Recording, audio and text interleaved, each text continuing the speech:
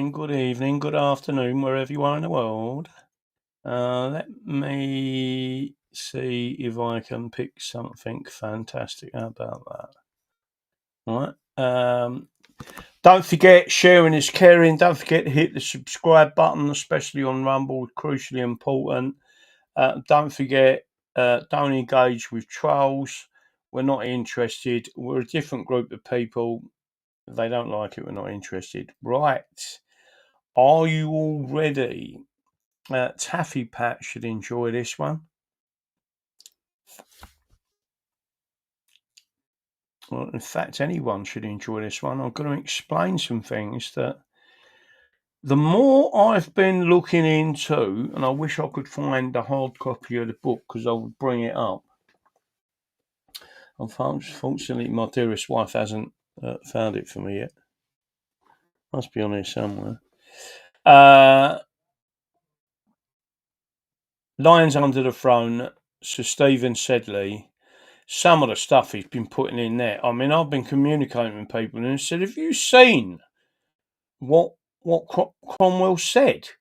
Right? I'm like, and I'm putting it out on Twitter at the same time. I never realised, and then you got and then you get a certain group of people. I'm not going to swear tonight, but certain people with very low IQ, right?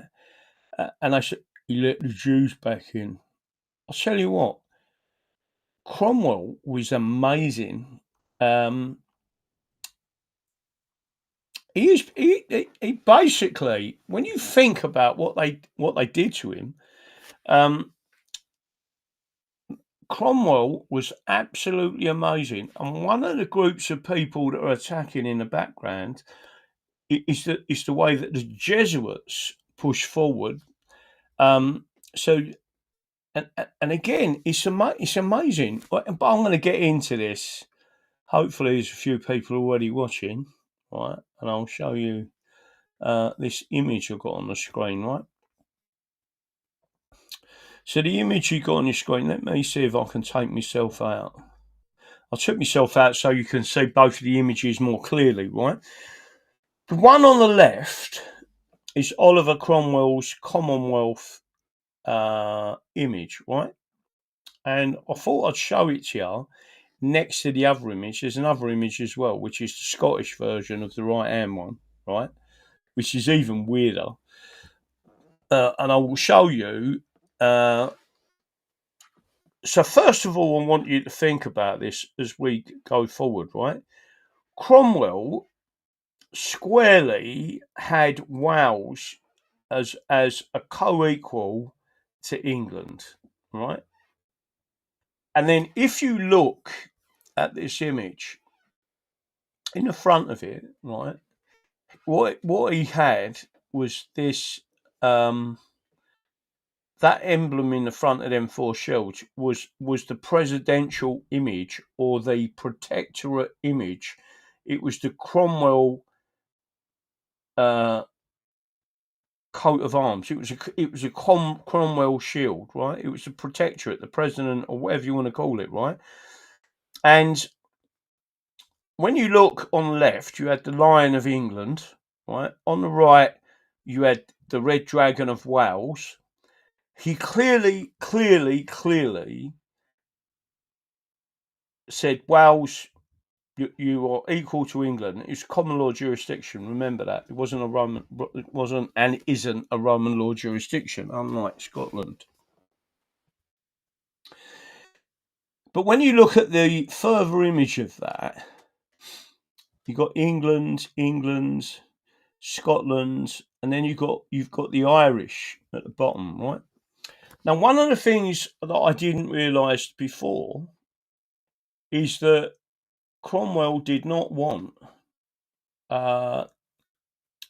two separate islands. He wanted a single island. He wanted the unity of Ireland, but he wanted the Jesuits out, not the Catholics. But normal, everyday Roman Catholics weren't a problem. The Jesuits, and I can read out the oath if you want. It's very nasty. The Jesuits hated Protestants, but more so they hated or equally, they hated what they described as moderate Catholics. So Catholics who just listen, let's all get on with each other and just work together. Blah blah blah. We'll all be fine. The Jesuits were the people who were in control of Ireland, right, on behalf of Rome, right? Whether you call it the Holy Roman Empire or the Holy Roman See, which are two separate entities, the Jesuits are the ones who are dangerous. They've been banned in more places throughout the world than anywhere else, right? What do I mean by that? What do I mean by that? If you look at how many places the Jews have been banned from, and then you look at the Jesuits literally they was banned from so many countries, and by the way, including Switzerland. And the reason why they was banned from Switzerland is because they caused a civil war in Switzerland in 1848. I think it was called the Sunderland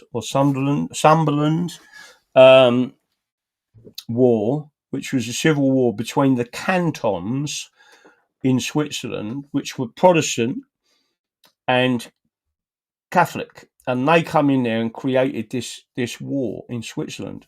So there's plenty of places, and they've always been trouble. At one point, the Pope banned them at one point because he understood that they was bad people, right? But getting back to the image on the left,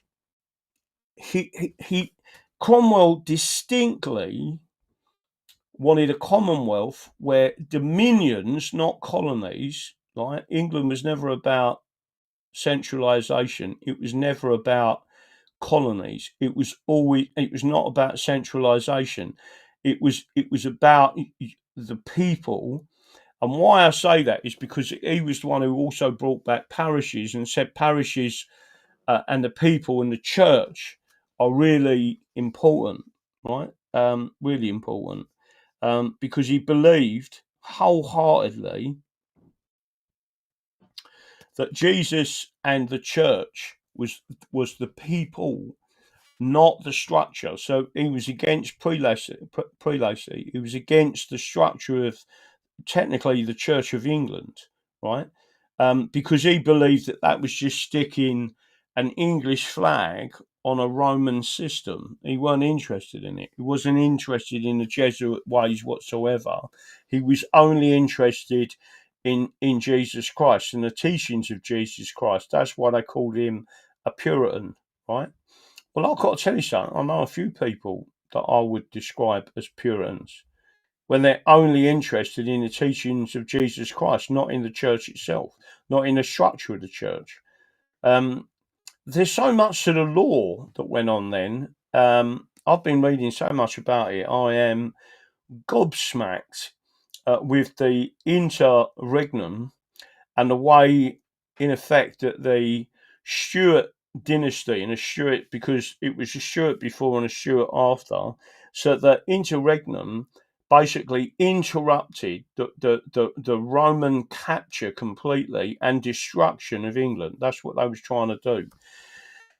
And part of that was to destroy Wales, because Wales' direct affiliation with England in terms of a principality, in the way the monarch, the monarchy in Wales. Right now, you can argue to or from. I'm not really interested in getting into the history of that. I'm only interested in the law and this. But what you can see from the image on the left-hand side, I want you to make sure you can understand there's a difference, right? You've got the St. George's flags. Really and truthfully, it should be a Whiffen, right? But you've got the Scottish flag and then you've got the Irish flag as one nation, right? So Cromwell was about one nation and allowing people to govern themselves in their parishes. Elections were parish based, and members of parliament were parish based. So, and there was a lot to do with what's known as natural law, right? Natural law being, if you you can't tyrannize someone as an individual. So, members of parliament, that then are an extension of you in Parliament cannot tyrannise people from Parliament. In other words, you can't make laws that tyrannise the people either, right? But there was something really great about Cromwell where he actually said, and I'm paraphrasing, I can actually read out his quote. In fact, I'll see if I can go and find it in a couple of seconds. I'll read out his quote here, where he basically says that there are certain laws that are inviolable. He did a speech in Parliament. He said certain laws are inviolable. One of those is the Magna Carta. Now, bearing in mind the Bill of Rights didn't exist in the period that the interregnum, the Bill of Rights didn't exist, but the Bill of Rights was in effect enabling all of the things, or some of the things, most of the things that and including the Protestant religion that we was asking for as a people. And there was agreement from the Protestant king rather than the Stuart king that these things will be, keep the monarchy and we'll be on the same. We'll all be on the same side. So majorly, you have to look at just look at the image, and then on the right hand side, what you see is Scotland has removed Wales completely, and Wales is not even depicted on the Union flag or the emblem of the Union. Right, Wales is almost completely removed. I mean, there is a tiny little one on the top there on the right hand side, but it's certainly not as it should be. And Scotland is made itself a co-equal to England. Yet it was Scotland that created the Darien scheme that bankrupted the Scots. It wasn't the Welsh that did that. So why are the Welsh being punished for that? Why in effect the Scots had removed and they in effect brought in Roman law to an English Parliament with a union, which was exactly what Cromwell didn't want, right? Because we was a natural law and common law jurisdiction, not a civil jurisdiction of Roman law. When you look at the image, again, you can see, and that's, by the way, that's the English version of it. The Scottish version of it, which I'm about to show you now. Stop sharing. Let me see if I can show you the next image. The Scottish image of it is very strange indeed, right? Let me see if I can go back and find you. So you should be hearing me. I'm just going to put that on the screen while I get this information up.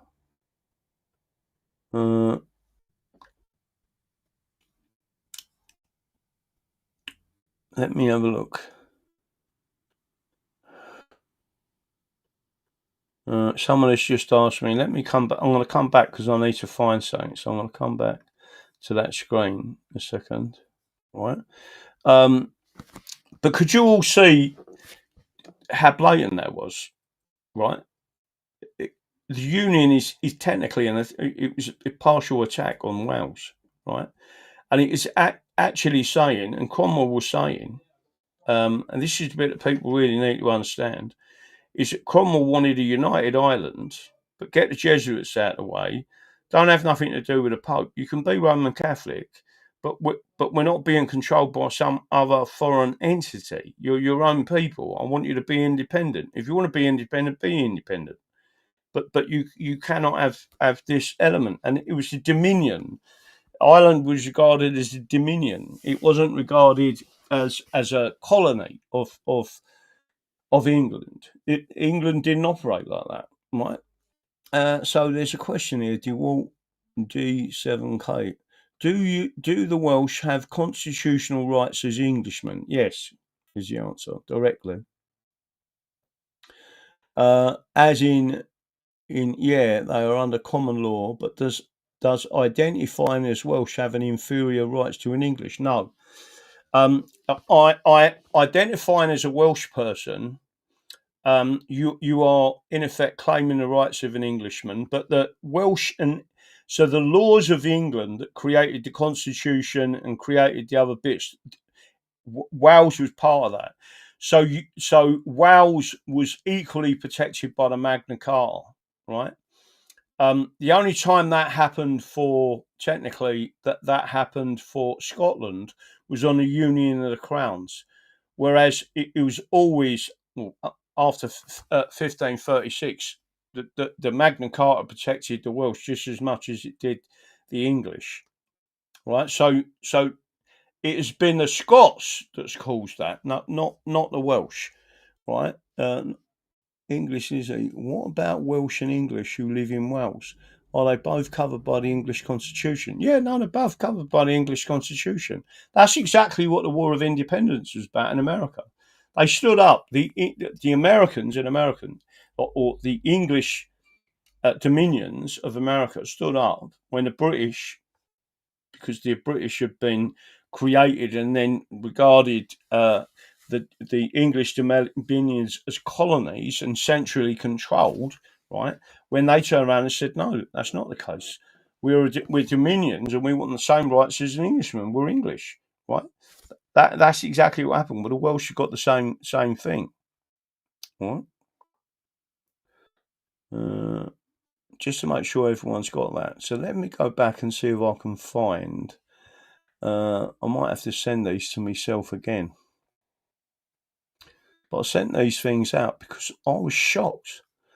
Let me put that one out there. I was shocked at some of these things. I have actually put them out on. There's another one there, Cromwell. I want to put these bits out there. I didn't know. Let me have a look and see if I can push some more of it out. That one. Entric versus Cromwell. Let's see if I can push that one out. These are really interesting little bits that I've got on there. Lions under the throne. What was that one? Cromwell. Is there anything else from Cromwell in there? That one's another one that I've just put out. Now, I've been sending these. I've been putting them out on Twitter. I've been quite surprised of what I was actually reading. Let me see if I can bring some of these up on the screen here. And again, so if people want to see what the Scottish one looks like, where's the Scottish one? The Scottish one, there's a Scottish version of this. Not that one, right? There's a Scottish version of the crown. You can see they've then placed the unicorn to the left and the lion to the right, right? But again, they've almost completely got rid of Wales, right? They've got an English flag and a Scottish flag on it. They've redesigned it in their own image, typical Fabian and Jesuit. And then they've got a red lion sitting on the top with a sword and a scepter, right? And again, the chain and the crown around the unicorn's neck is attached to whatever it is, whether that's English soil or whether that's Scottish soil, but in some way it is capturing England. It's not. It's about perception of what they've done. And bearing in mind, they were the bad guys. They were the ones who created the problem in the Darien Gap. They were the ones who basically destroyed everything that we're talking about. So I want to go through this part here. Contrary to law, because each policy is configured to such hard law as there is a field of operation, any challenge for simple illegality is improbable. But there is a constitutional question. This is in this book. Article 1 of the Bill of Rights, 1689. This is a judge telling you this, right? That the pretended power of suspending of laws for execution of laws by regal authority without consent of Parliament is illegal. This is about policy, remember. So policy was what they come up with during COVID. Policy was what they, and guidance was what they come up with, and they was trying to implement policy and guidance as if it had the force of law when it didn't. Right? It's a policy of a non-prosecution in an entire class of cases is distinct from the individual decision not to prosecute, a pretended power of suspending the execution of laws. Secondly, and more pragmatically, what is to happen when a prosecution is brought in any of the fields now covered by a published prosecution policy, and the accused asserts that he or she is within the class which the DPP has undertaken not to prosecute. For example, because he or she has acted out of compassion in assisting a spouse's suicide, when in such a case an application is made to a trial judge to dismiss or stay the proceedings through abuse of process. Can a DP properly submit that it is only a policy that creates no legal rights? It is hard to imagine that she would wish to. Right? There's whole, and again, this is generally so. It's not for a judge to assess the facts. Right? Now, this one was crucially important. This is the one. Just listen to this. Right? This is another part of that book. Lord Scarman went on to quote the speech in which Oliver Cromwell had urged. Listen to this carefully. This is Cromwell. In every government, there must be somewhat fundamental, somewhat like a Magna Charta, which should be standing and be unalterable. That Parliament should not make themselves perpetual is fundamental. Of what assurance is law to prevent so great an evil, if it lie in the same legislature to unlaw it again? Do you understand what he's just said there? All right. So after the interregnum came the Bill of Rights, and 3 times it said forever for a reason, and once it said in this realm for all time to come. Right. So Cromwell was he was on our side. He fought the war for the people, right? To say you can't keep doing this. And he was saying that Parliament is not, the same as A.V. Dicey said it, Parliament is not sovereign and should not be sovereign. It should not be able to create a situation where it continues in perpetuity as a force. It should be changed, right? And that's why it said in the Bill of Rights originally that Parliament should be frequent, and they meant once a year, right? Cromwell's not only, as Ferdinand Mount suggests, trying to crystallise the correct relationship between the legislature and the judiciary, as they had been before the Stuart perversions and presumptions. He was adopting the leveller's claim that Parliament itself, as the delegate of the people, was limited by natural law in what it could do. Right, that's a really important point, right? So, again, here's another one. Within these wills are more and more, are more wills. For much of the 20th century, the central cogwheel of the executive and party was cabinet. But cabinet itself has increasingly been marginalised over recent decades by presidential mode of government, in which prime ministers gather power to themselves and exercise it not through ministers but through advisors and spokespersons. The political veteran Roy Housley remarked in 1998, "Cabinet government has been dying for 40 years in this country. I'm not sure if it's quite dead yet, but Tony Blair has given it a lethal injection." Now, there was a difference between Labour, what I called real Labour, like Tony Benn, who was a constitutionalist, right, and Tony Blair, all right. Yet the historic compromise of the end of the 17th century, giving Parliament the last word on what the law is to be, still holds. His counterpart which is no less important, has been that it is for the judges to determine what the law is, whether by interpreting and applying acts of Parliament and delegated legislation or by deploying and developing the common law. No Parliament sought to reverse Entick v Carrington, which is what I'm using against the DWP at the moment, which stifled the claim of ministers to judicial power, or Ansimic, which opened the workings of public administration and unforeseen legal security. There's another one here, but I want to make sure you've got this.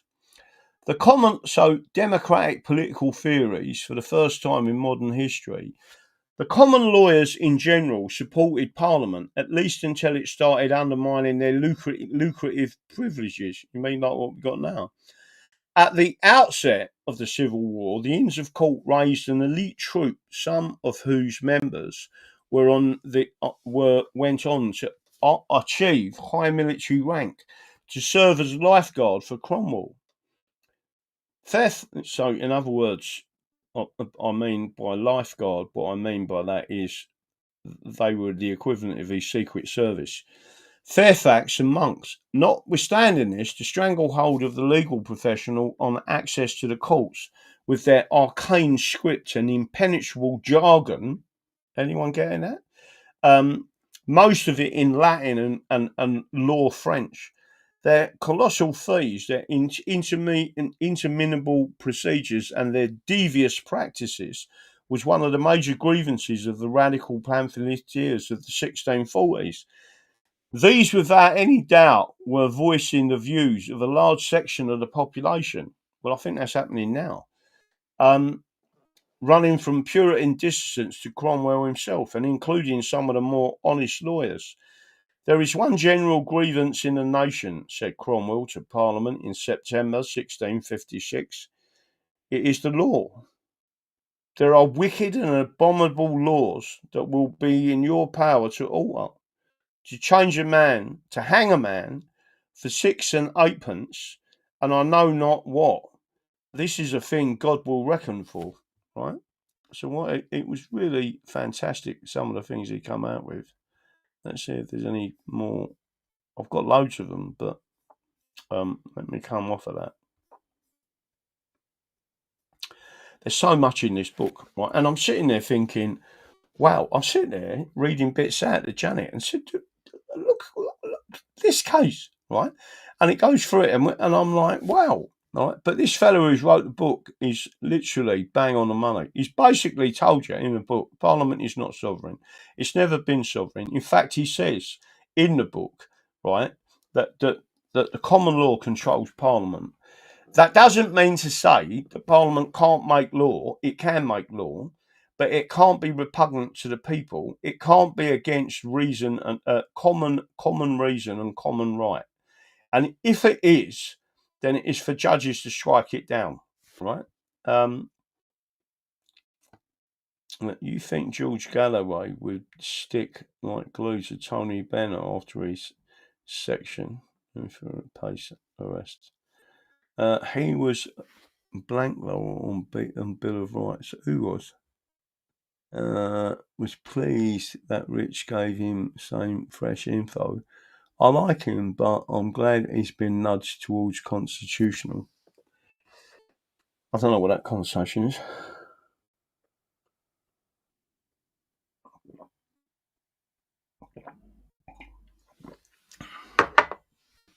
43 hangings for £1, or is that £100?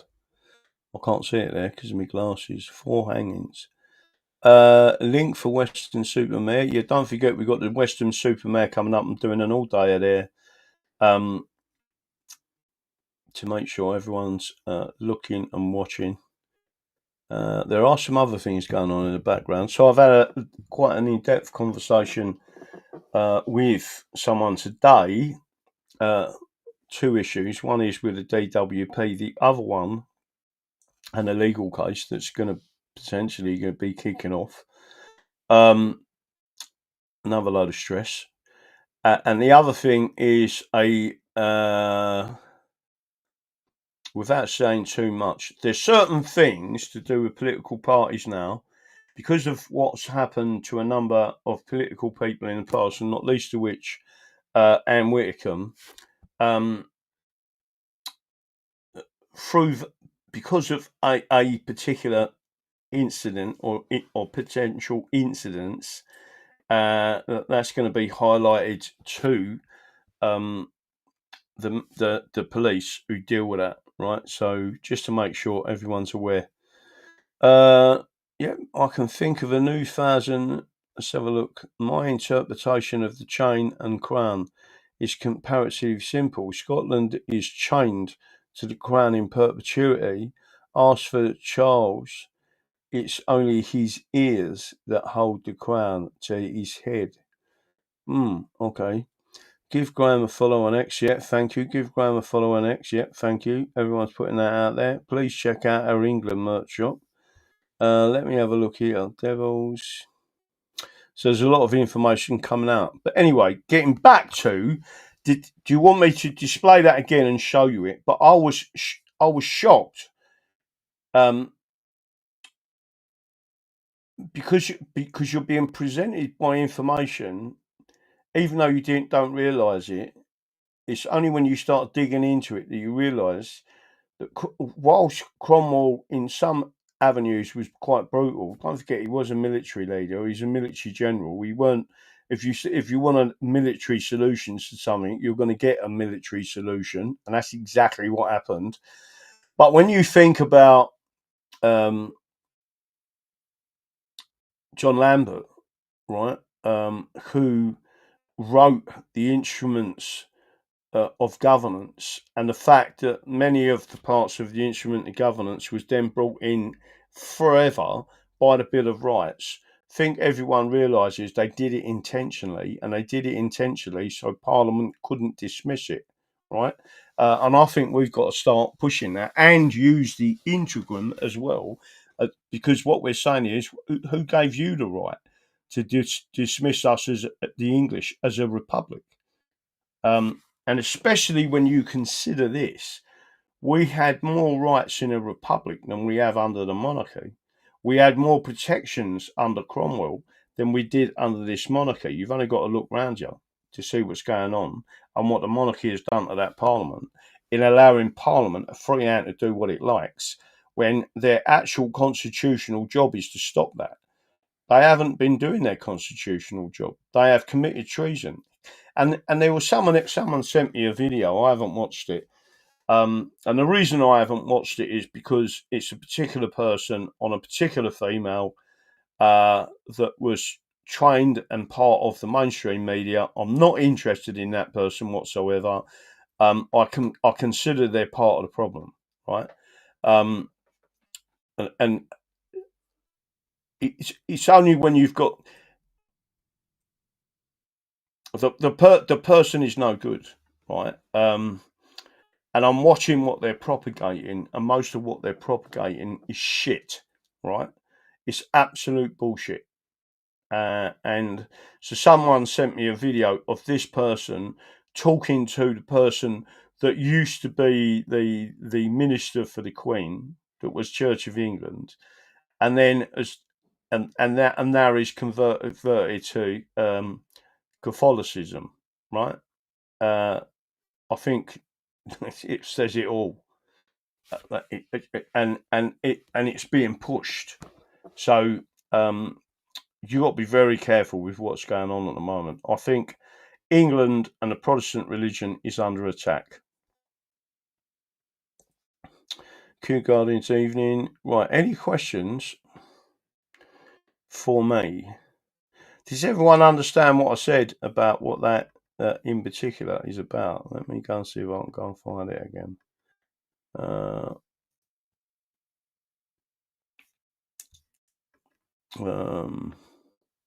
was going to actually show this. I won't show that now. Let me see if I can go back off of that. Let's get off of that a second. Where's that video? Come on, send me. Oh, there's a fantastic video. I want everyone to watch this. Who's writing me a question? There's a question come up there. Did anyone else see Sean Atwood today talking about the Jesuits. No, and I like Sean Atwood. Was he talking about the Jesuits and how bad they were? Yeah, I shared it. Did not. Yeah. More June Gower 747 DD. Is it right that the Thanet District Council, the right to sell Pearmint Park Broadstairs, never knew they owned it? That's an argument you'll have to bring up. We did have an argument about Thamesmead. The government sold Thamesmead to Thamesmead Town Limited for £1. So imagine Thamesmead is a whole town. They sold the whole town to Thamesmead Town Limited for £1. I remember because I was only about 19, 20. I was actively involved in saying we ain't having that, right? Absolutely took that private company running it.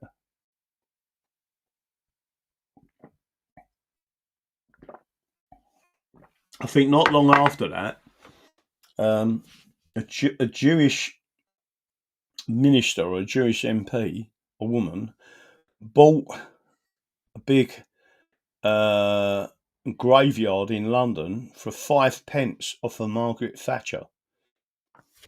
So there was a load of things that weren't quite right. And the woman, the Jewish woman MP, was the daughter or granddaughter of the person who started Tesco's.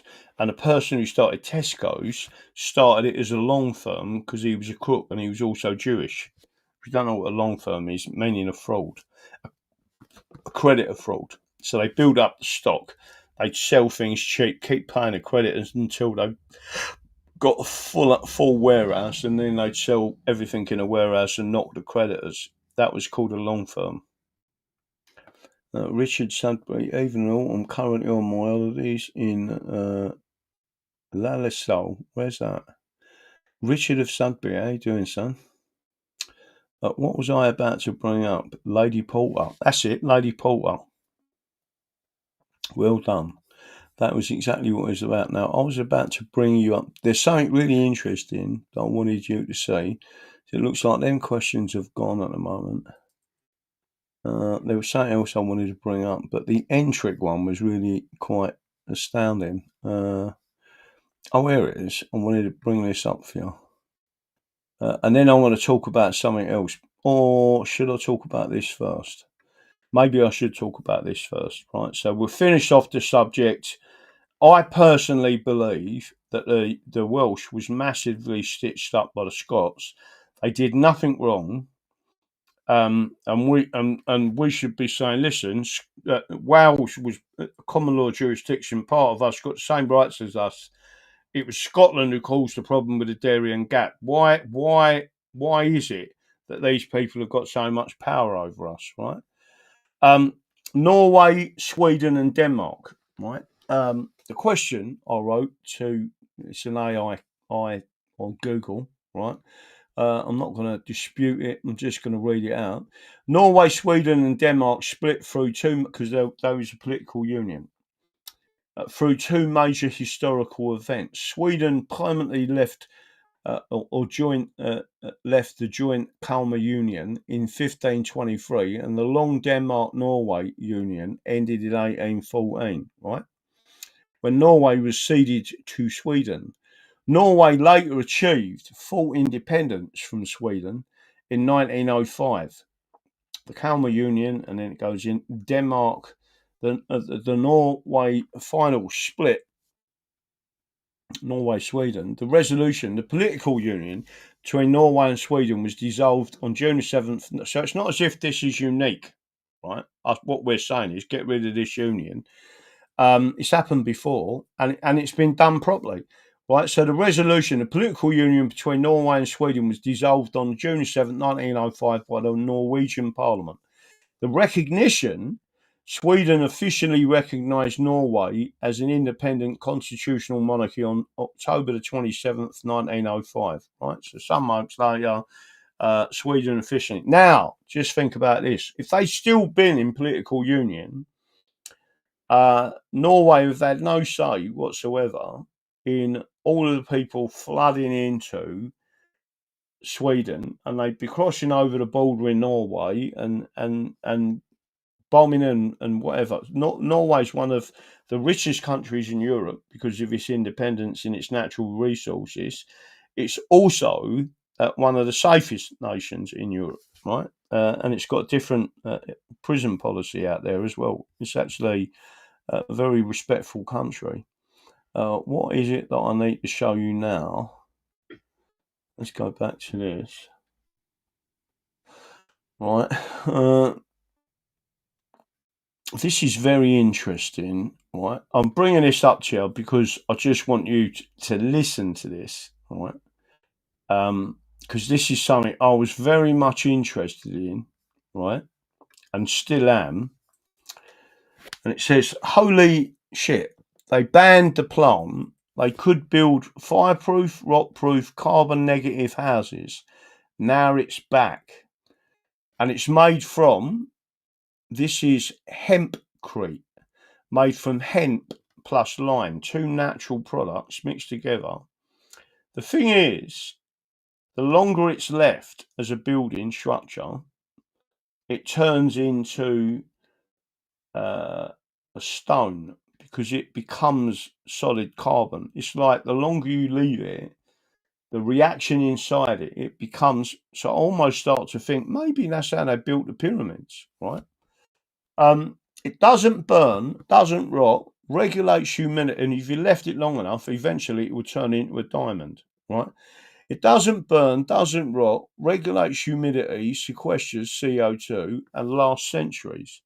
In the 1930s, they taxed hemp into oblivion right as DuPont, remember who DuPont was, a chemical company, rolled out nylon and plastics. Coincidence? Now it's legal again. Who made it legal? President Trump, right? They are. Why aren't they building with this everywhere? Right now, for me, when I started looking at, I would. There is something I would really love to do. And if there's anyone got any money out there, right, I will gladly set it up with all the knowledge I've got. Right, I do not want to. I don't want to own it, but it's got to be owned by us, right? I would build one of these houses and I'd build it in a structure in such a way that in 500 years' time it would still be there, not requiring any maintenance whatsoever. I would make the place so it was completely self-sufficient, not because I believe in climate change, because I don't want anything to do with the government, corporations or anything. I just want to be left the fuck alone, right? But I ain't got the money to do it. It's not expensive. You just need to buy the land, right? And then you need to say, right, this is what we're setting up there, right?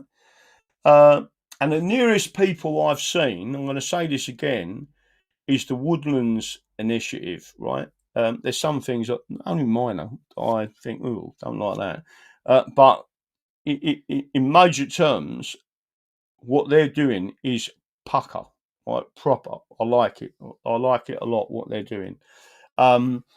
And especially if it's long term, where you are building and creating something that's going to be there possibly, and it's natural, but would be there in 20, 30, 40, 50, 60, 100, 200, 300, 500, 1,000 years' time, right? That's the beauty of it. DD, did you see the talk of 159 mental health wards in hospitals? Have checked, but wonder if this is correlated to HMOs.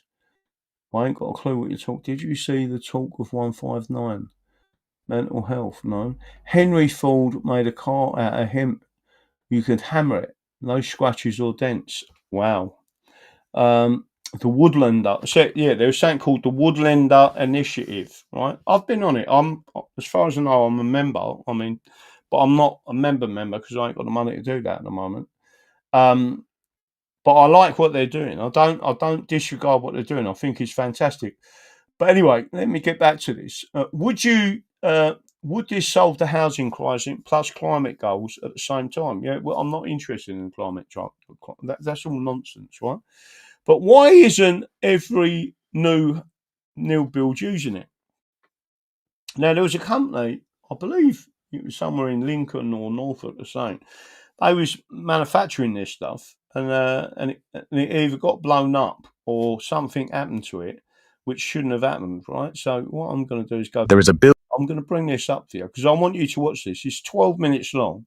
It is double interesting. This is one of the things that I used to be seriously interested in. I was a surveyor. I was also like I forget what the title was, but I used to go around making sure that places were safe against fire. Right? What the heck are you doing? Right. So have a look at this. Let me see if I can take myself off the picture. Right, and I'll play this for you. Building material that does not burn. It does not rot. It does not let mold grow. Pests cannot eat through it. And the longer it stands, the stronger it gets, turning over decades into literal stone. It breathes like living wood, regulating temperature and humidity without any mechanical system. A wall of it costs a family almost nothing to heat or cool. And the core ingredient can be grown from seed in just 120 days. Then, in 1937, the United States government made it a crime to grow the plant it comes from. Not because it failed, because 3 powerful men decided it threatened their fortunes. This is the story of hempcrete, the criminalized building material that could have given every American family a home that is fireproof, indestructible, and completely free from corporate dependence, and the names of the men who made sure that never happened. Welcome to Nature's Lost Vault. The archive opens in France, not in the 1980s when modern architects rediscovered this material. The archive opens in the 6th century AD, 500 years after the fall of Rome, along the Sarthe River. Here, engineers of the Merovingian kingdom constructed bridge abutments from a mortar made of hemp fibers and lime. Those bridges are gone, but the hemp-lime foundations they rested on remain. Archaeologists found them completely intact 1,400 years later. Across the world in India, inside the carved Buddhist caves of Ellora, the plaster lining the walls has protected intricate carvings from monsoon humidity for over 15 centuries. When scientists analyzed it in 2016, they found pounded hemp. The caves flood during the rainy season, yet the plaster has not crumbled, not molded, not failed. The formula is almost absurdly simple. Take the woody inner core of a hemp plant, called the hurd, the part that rope makers historically threw away as waste. Mix it with lime and water. Pack it into wall forms around a timber frame, and wait. What happens next is alchemy. The lime reacts with carbon dioxide in the air through a process called carbonation. Over days, weeks, and years, sometimes 12 years, the lime slowly reverts to calcium carbonate. It turns back into stone. The hemp fibers become encased in a mineral matrix. The wall literally petrifies, becoming harder and more resilient every single year it stands. Because of the high silica content in the hemp fibers, fire cannot take hold. When flames touch hempcrete, the lime binder forms a charred layer that extinguishes itself. In standardized tests conducted to the ASTM E119 fire resistance standard, hempcrete walls have withstood temperatures exceeding 1,700 degrees Fahrenheit for over an hour without significant heat transfer, earning the highest Class A fire rating in the building industry without a single chemical additive. The high pH of the lime binder, around 12, makes it biologically impossible for mold to establish. Mold requires a pH of 4.5 or lower to survive. The wall kills the chemistry before it begins, and the material breathes, absorbing excess humidity and releasing it slowly. So condensation never builds inside the wall cavity. The very thing that rots a conventional house, trapped moisture behind drywall, cannot happen. There is no trap. Moisture moves through. Termites, carpenter ants, and boring beetles cannot eat it. There is no organic material their biology can process. The wall starves them. This is what Americans were legally kept from building. In 1619, the colonial government of Jamestown issued a mandate. Every farmer in the colony was legally required to grow hemp. The plant was so essential to survival that it functioned as legal tender. You could pay your taxes with it. George Washington grew it at all 5 farms of Mount Vernon, recording the crop 90 times in his personal diaries. Thomas Jefferson considered it so valuable that when he designed an improved hemp processing tool, he refused to patent it. He wanted every farmer to have it for free. The American Navy was built on hemp. The sails and rigging of every warship required thousands of pounds of it. And inside those hemp stalks, in the woody herd that was stripped away and discarded during fiber processing, was the raw material for hempcrete.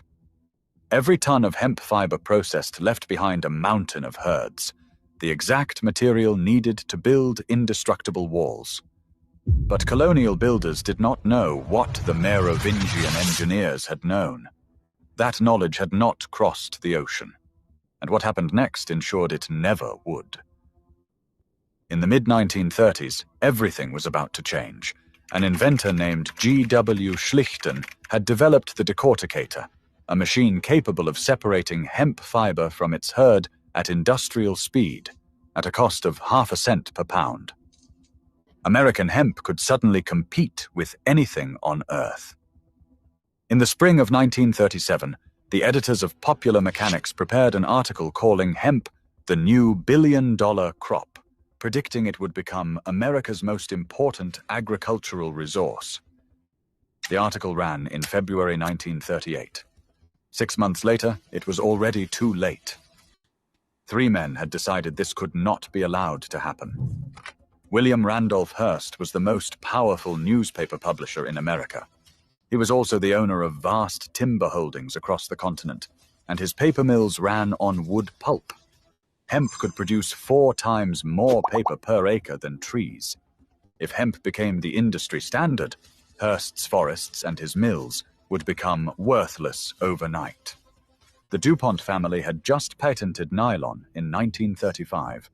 They were developing a massive suite of synthetic petrochemical products, plastics, synthetic textiles, chemical solvents, to replace natural materials across every industry.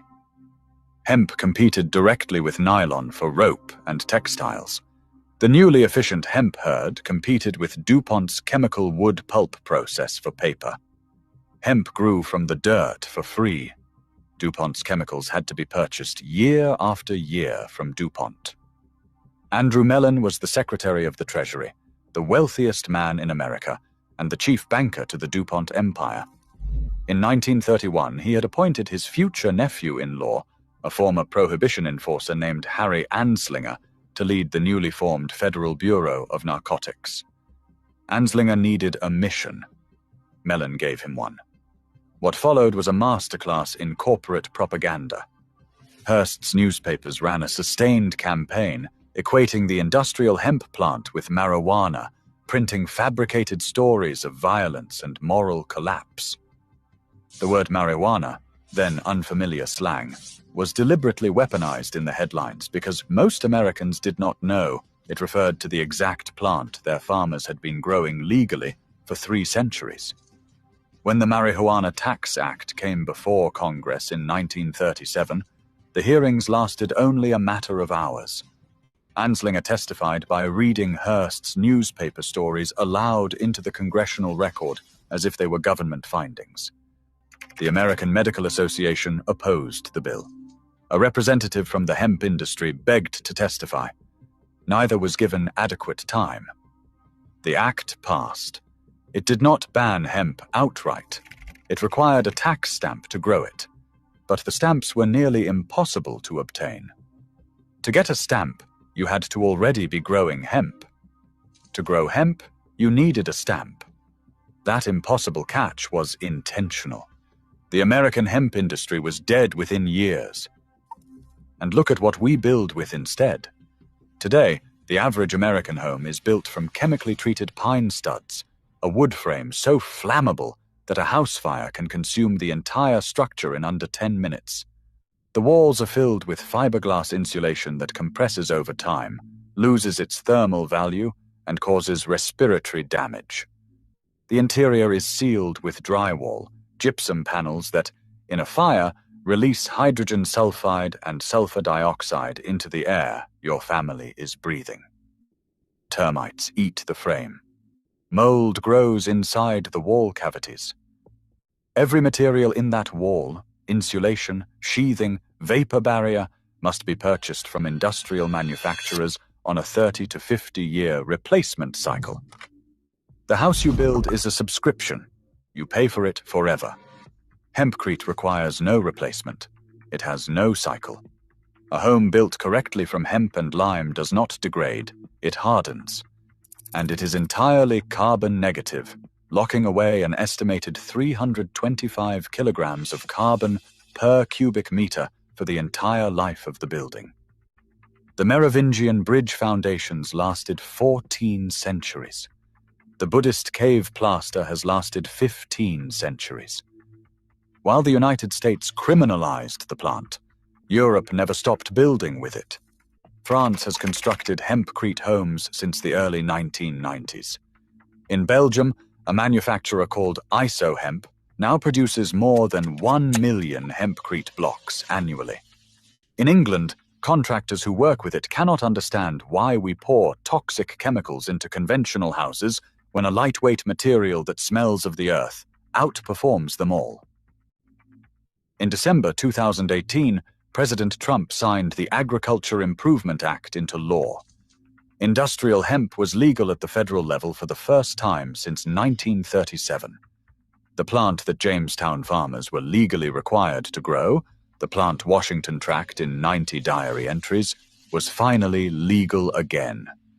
In 2022, the International Code Council added hempcrete to its official building codes, giving American architects a legal framework to use it for the first time.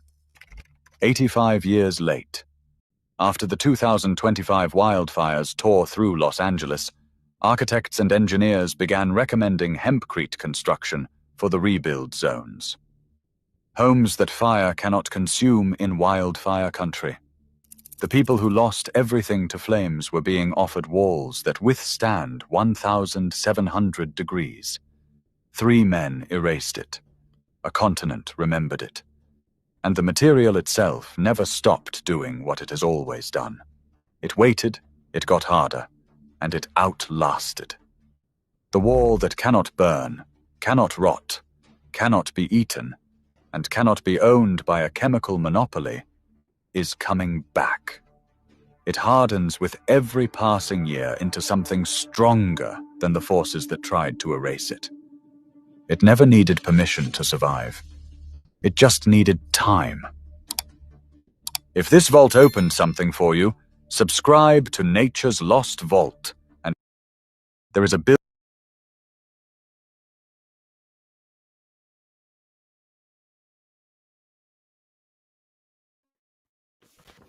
Tell me what you thought of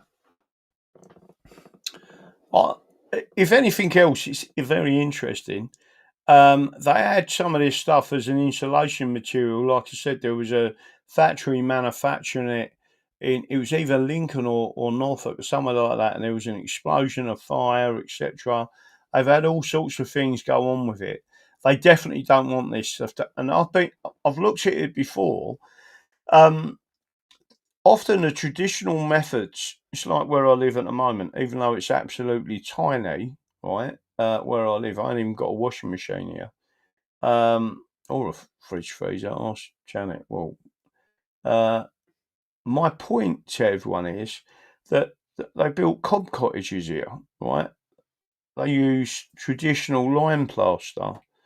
And anyone knows anything about the old ways of building, it is the traditional old ways of building that have lasted. Just go and have a look at the castles, etc. But you never see anyone actually making castles and stonemasons as such. And then when you look at, say, let's just say, and I'm only giving you an example, the pyramids, right? And they say it was impossible to do it. Well, if you was making them blocks and you made them and you made them in such a way that you poured, let's say, hemp concrete into them, right? And then they become stone. I don't know. I'm only putting a theory out there. It certainly tell you that they could be, it could be made, and they could weigh tons. And you don't need to carry the tons from here, there, and everywhere. You literally making. So one of the things that was said during that thing was about the alchemy, right? Do you remember? Is it?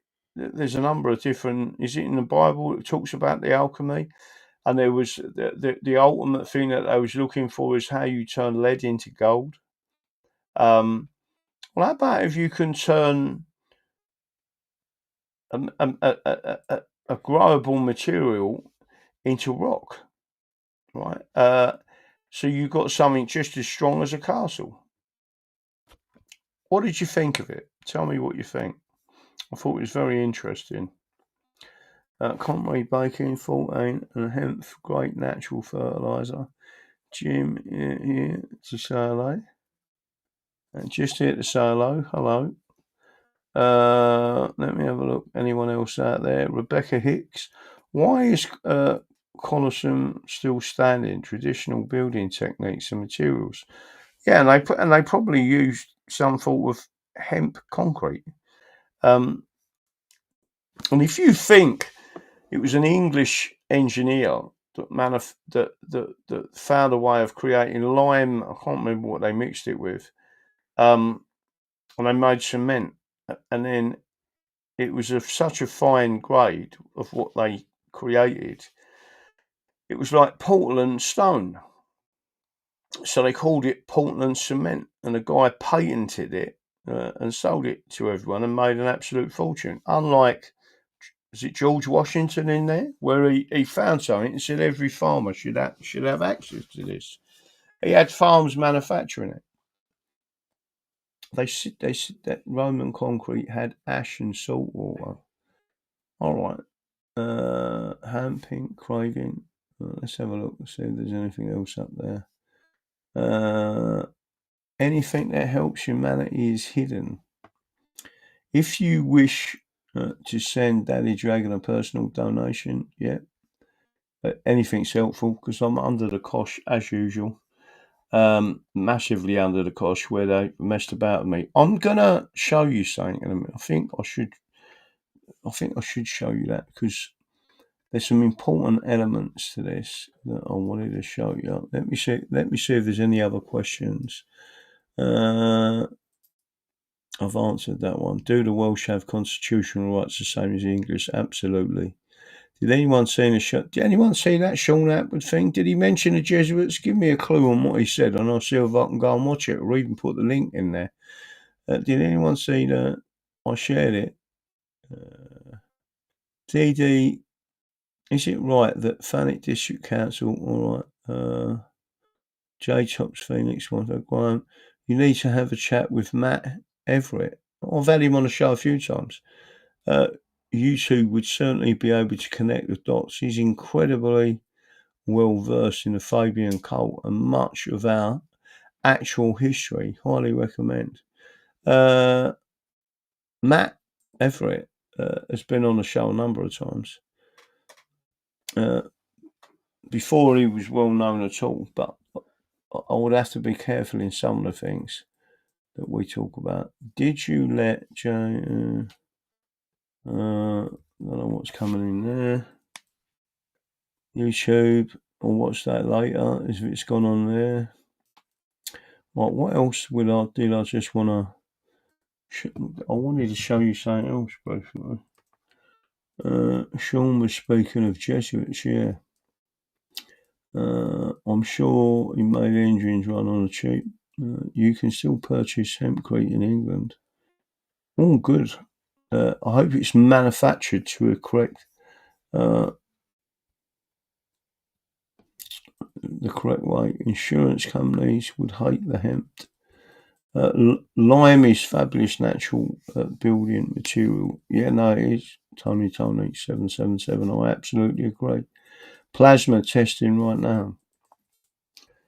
The plasma. If you're talking about the plasma type of testing, are you talking? So, Mr. Hempman, are you talking about plasma testing right now? Are you talking about the energy from plasma? Because 13 scientists, I think it's 13 scientists, have all been nutted off. There's a new technology, and energy is created from a mineral in some way as they put energy into it, and it creates a plasma, and that plasma creates electricity. Is that what you're talking about?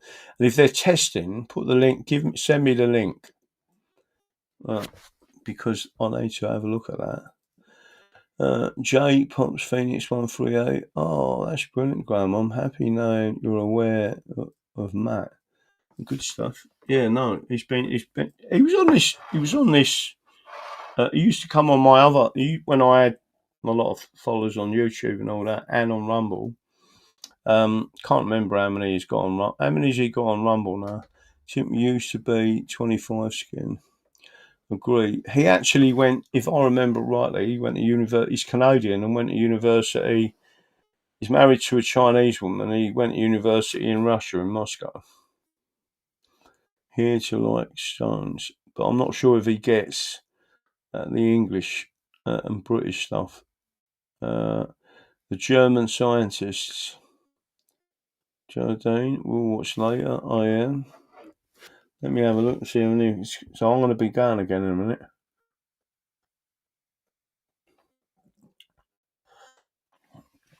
We'll see if we can come up with any other stuff. What I was going to say. Oh, I know what I was going to show you. There was a particular thing what they've done to me. Don't forget, there's certain aspects of me which is. Let me have a look. See if I can find it. See if it comes up on my screen. Is that the one? Yeah, that's the one. I'll share this with you. Only so you know that these people are absolutely. They're only targeting me because of the English Constitution Society, Constitution Party. But this is from Parliament directly. There was actually a question, and there's a reason behind this, because the Labour Party was allowing annulments to Labour candidates at local level of £25,000, right? And what someone said to me today is, listen, you're in major debt, and they're not taking any of that into consideration. But universal credit candidates, this was a question asked on the 10th of November 2025, so not that long ago, right?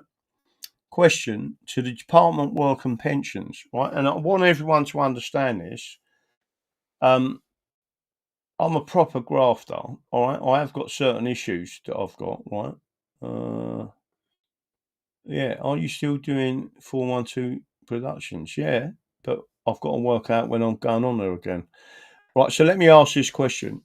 So it was asked by Graham Downey, Labour, Dunn, Firmin and Dollar, to ask the Secretary of State for Work and Pensions what guidance his department has issued on whether people on universal credit are entitled to raise funds for the purpose of standing for election. I think that's a fair enough question. And what they come back with and said was this, just to make sure you've got it, right? This question was answered on the 19th of November 2025, so not that long ago, right? Funding received and managed by local and national political parties would not be taken into account in assessing an individual's entitlement for universal credit, right? That's it. So, bearing in mind, on the other side of the fence, I've already said all my private stuff. I've said you can look at that. I'm not worried, right? But what I've said to him is, you can't come and ask for the political stuff. It's not a trading company.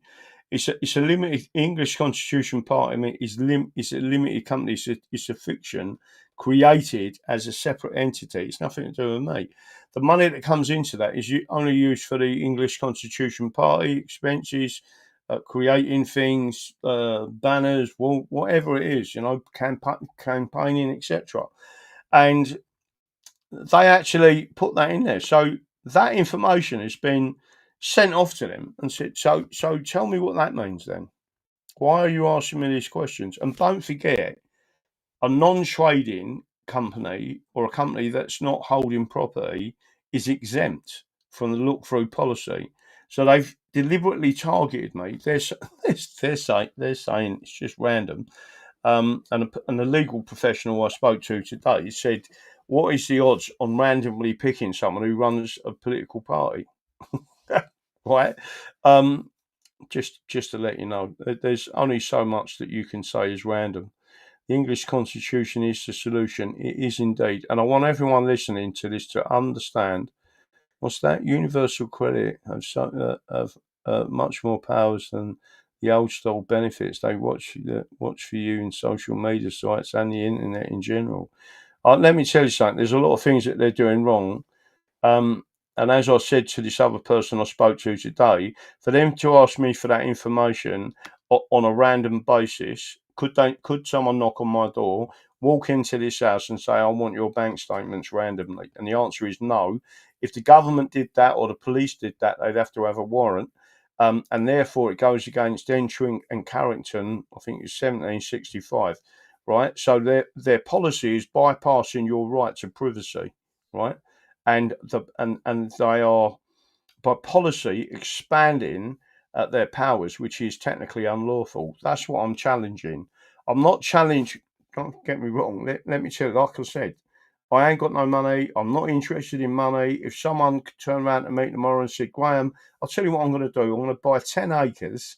I'm going to put it in my name in a trust, but you can live on it, and we'll go through all the process." If you ended up making millions at that bit of land, I'm not interested in money at all. I'm interested in communicating to the people that you have rights. And you as an Englishman, a Welshman, an Irishman, and a Scot, because they have the claim of right. And again, don't think I'm attacking Scots, because I'm not, right? But I've shown you earlier on in this video exactly what they did. The Welsh were co-equal to the English, right? The Scots have then spun it around that they're sitting at the top, and then they've basically tried to make it that and then turn the Welsh against the English. When the people really responsible for all of this shit currently is the Scottish oligarchs, right? Because they're the ones who created the problem with the Darien Gap. They're the ones who went off and done stuff that they shouldn't be doing. And just to make sure I'm clear on this, Cromwell himself wanted a united Ireland, right, as an independent group of people. That's the one thing. He didn't want the Jesuits involved at all. It was the Jesuits causing a problem, right? And it still is today.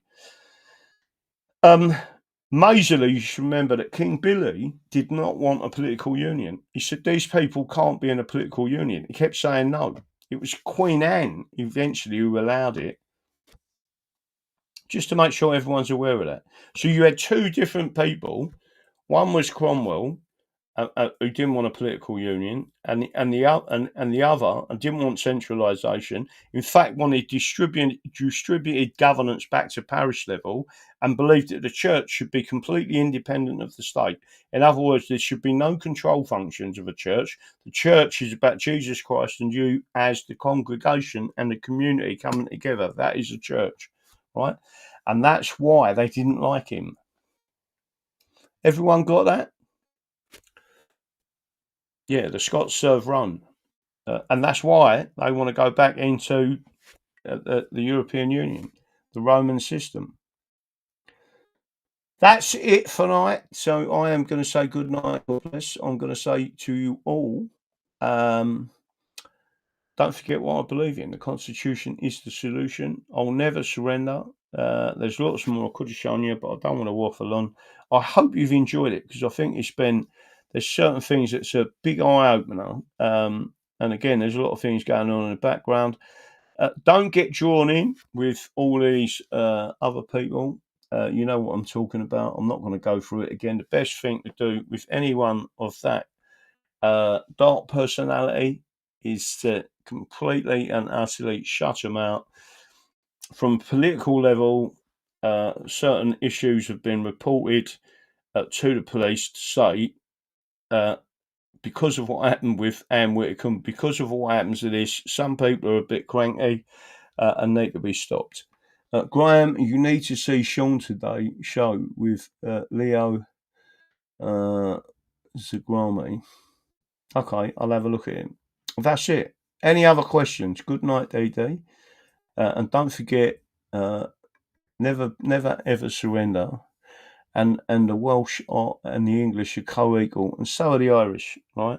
The people causing the problem have always been the Scots. I think I've shown it to you, and I think it's weird that people, so much of history, we've been lied to.